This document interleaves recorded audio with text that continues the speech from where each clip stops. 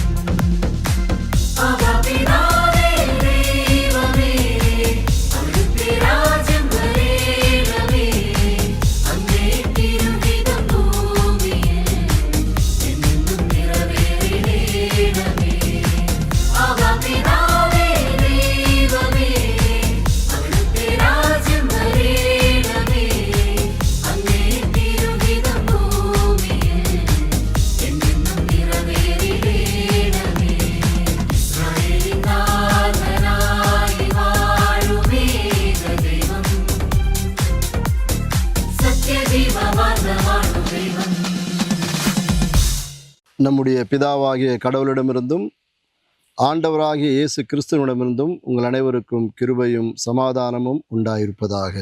ஆமீன். கிறிஸ்துவுக்குள் அன்பார்ந்த இறை மக்களே, உங்கள் அனைவருக்கும் ஆண்டவராகிய இயேசு கிறிஸ்துவின் திருப்பெயராலே என்னுடைய அன்பான வாழ்த்துக்களையும் ஸ்தோத்திரங்களையும் தெரிவித்துக் கொள்கிறேன். நாம் ஆண்டவரோடு நெருங்கி வாழ்வதற்குரிய தியானத்திலே பங்கு பெறுவதிலேயும் இந்த தியானத்தை கொடுப்பதிலேயும் நான் கடவுளுக்கு அதிகமாக நன்றி செலுத்துகிறேன். உங்கள் அனைவருக்கும் இது பிரயோஜனமாக இருக்கும் என்று கடவுளின் திருப்பெயராலே நான் நம்புகிறேன். இந்த நாளினுடைய தியானத்திற்காக தெரிந்து கொள்ளப்பட்ட திருமறை பகுதி அது 2 தீமோத்தேயு 3ஆம் அதிகாரம் 12வது வசனம். 2 தீமோத்தேயு 3ஆம் அதிகாரம் 12வது வசனம். அன்றியும் கிறிஸ்து இயேசுவுக்குள் தேவபக்தியாய் நடக்க மனதாயிருக்கிற யாவரும் துன்பப்படுவார்கள். கிறிஸ்துவுக்குள் அன்பானவர்களே, இன்று கிறிஸ்தவம் என்றாலே சந்தோஷம், மகிழ்ச்சி, ஆசீர்வாதம் என்று பலராலும் பேசப்படுகிறது. அது மாத்திரமல்ல, இன்று பிரசங்கிக்கப்படுகின்ற பிரசங்கங்களும், குறிப்பாக பிரசங்கத்தை கேட்க ஆயத்தமாயிருக்கின்ற இறை மக்களும் கிறிஸ்தவம் என்பது அது ஆசீர்வாதமாகவே பேசப்படுகிறது. ஆனால் வாசிக்க கேட்ட இந்த பகுதியிலே தேவபக்தியாய் நடக்க மனதாயிருக்கிற மக்கள் துன்பப்படுவார்கள் என்று சொல்லப்படுகிறது. துன்பத்தை நோக்கி நாம் பயணம் செய்து கொண்டிருக்கின்றோம். குறிப்பாக கிறிஸ்தவம் என்பது மகிழ்ச்சியின் அடையாளம், சந்தோஷத்தின் அடையாளம், ஆசீர்வாதத்தினுடைய அடையாளம் அல்ல. மாறாக இயேசு கிறிஸ்துவினுடைய துன்பத்தின் அடையாளம்தான் உயிர்த்தெழுதலினுடைய பிறகு உண்டான திருச்சபைகள் நிறுவப்பெற்றிருக்கின்றன என்பதை புரிந்து கொள்ள அழைக்கப்படுகிறோம். ஆகவே துன்பத்தினுடைய அடையாளமாயிருக்கின்ற இயேசு கிறிஸ்து துன்புறுகின்ற மக்களினுடைய பிரதிநிதியாயிருக்கின்ற இயேசு கிறிஸ்து இங்கே சொல்லுகிறார், மனிதர்கள் தேவ பக்தியை நோக்கி பயணம் செய்ய வேண்டும் என்று சொன்னால் துன்பம்தான். குறிப்பாக துன்ப காலத்தில் ஜெபம் பண்ணுங்கள், மகிழ்ச்சியான காலங்களிலே சங்கீதம் பாடுங்கள் என்று யாக்கோபு அந்த நிருபத்திலே நாம் பார்க்கிறோம். ஒருவேளை துன்பம் மட்டும்தான் மனிதனுடைய வாழ்க்கை அல்ல, சந்தோஷம் மட்டும்தான் மனிதனுடைய வாழ்க்கை அல்ல. மாறாக இன்பமும் துன்பமும் இணைந்து செல்லும்போது நாம் கடவுளை அதிகமாய் தேடுகிற மக்களாக, கடவுளுடைய மகிழ்ச்சியை பெற்றுக்கொள்ளுகின்ற மக்களாக நாம் இருந்து கொண்டிருக்கின்றோம். ஆகவே தான் மலை பிரசங்கத்திலே இயேசுவானவர் சொல்லுகிறார், நீதி நிமித்தம் துன்பப்படுவோர் பாக்கியவான்கள் என்று சொல்லப்படுகிறது. எது நீதி, எது நியாயம், எது நியாயப்பிரமாணம் என்று நாம் பார்க்கும்போது பழைய ஏற்பாட்டினுடைய காலகட்டமாயிருந்தாலும் இயேசுவினுடைய காலகட்டமாயிருந்தாலும் நீதி என்பது எளியவருடைய வாழ்க்கை, விதவைகளுடைய வாழ்க்கை, சிறுவர்களுடைய வாழ்க்கை, பெண்களுடைய வாழ்க்கை சார்ந்த நீதியாய் இருக்கிறது.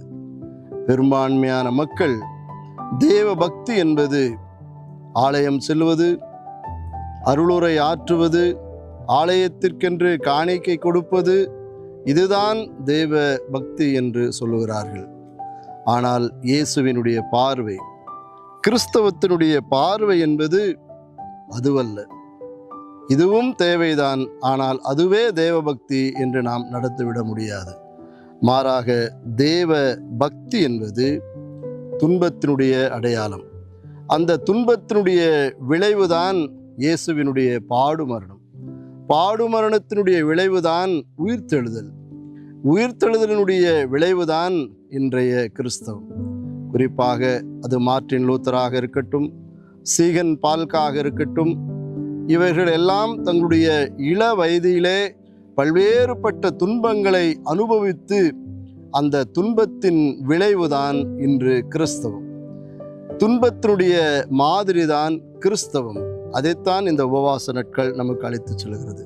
சந்தோஷம் மாத்திரமே வாழ்க்கை அல்ல, மகிழ்ச்சி ஆசீர்வாதம் மாத்திரமே வாழ்க்கை அல்ல, மாறாக கிறிஸ்துவுக்குள் நாம் துன்பத்தை சகிக்க வேண்டிய நிலைமையிலே இருக்கிறோம்.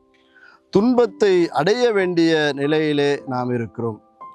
நான் எவ்வளவுதான் மகிழ்ச்சியாக ஆலயத்திற்கு சென்றாலும், ஆலய வழிபாடு முடிந்த பிறகு ஆலயத்தை முடித்து வெளியே வரும்போது யாராவது ஒருவர் நம்மை வந்து துன்புறுத்தினால், நான் கோயிலுக்கு தானே போயிட்டு வந்தேன், ஏன் இந்த கஷ்டம், கடவுள் ஏன் இதை செய்தார் என்று நாம் பேசுகிற மக்களாக இருக்கிறோம். ஆனால் அந்த துன்பத்தை சகிப்புத்தன்மையோடும் அந்த துன்பத்தை ஏற்றுக்கொள்ளுகின்ற மனப்பான்மையோடும் நாம் மீண்டும் வரும்போது, நாம் ஆலயத்தில் கேட்ட அருளுரையும் ஆலயத்தில் எடுத்துக்கொண்ட விசுவாச பிரமாணமும் ஆண்டவர் நம்மை கைவிட மாட்டார் என்கின்ற உணர்வோடு நாம் இருக்கும்போது அது தேவ பக்தியாயிருக்கிறது. அதைத்தான் இயேசுநாதர் நான் ஏற்கனவே சொன்னது போல, நீதி நிமித்தம் துன்பப்படுகிறவர்கள் பாக்கியவான்கள்.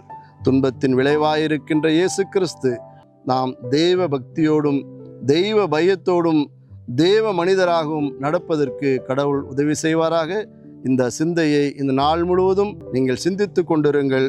நிச்சயமாக கடவுள் உங்கள் அனைவரையும் ஆசீர்வதிப்பார். தெய்வ சமாதானம் உங்களோடு இருப்பதாக. ஆமென். ஜெபம் செய்வோம். அன்பு நிறைந்த ஆண்டவரே, இந்த அருமையான காலை நேரத்திற்காக நன்றி செலுத்துகிறோம். தேவ பக்திக்கு அடையாளமாயிருக்கின்ற இயேசு கிறிஸ்துவும் இயேசு கிறிஸ்துவுக்கு அடையாளமாயிருக்கின்ற துன்பமும் நாங்கள் அவைகளோடு இணைந்து பயணம் செய்வதற்கு கர்த்தர் கிருபை செய்ய வேண்டும் என்று ஜெபிக்கிறோம். இந்த தியானத்தை கேட்ட ஒவ்வொரு மக்களும் கடவுளுக்கேற்ற தெய்வ பிள்ளைகளாய் நாங்கள் வாழ்வதற்கும் வளருவதற்கும் இந்த தியானமும் எங்களுக்கு உதவி செய்ய வேண்டும் என்று இயேசுவின் மூலம் கேட்டுக்கொள்கிறோம் பிதாவே. ஆமீன். பிதா, குமாரன், பரிசுத்த ஆவியானுடைய அன்பும் அருளும் ஆற்றலும் ஆசீர்வாதமும் உங்கள் அனைவரோடு இன்றும் என்றும் சதா நாட்களிலும் தங்கியிருப்பதாக. ஆமீன்.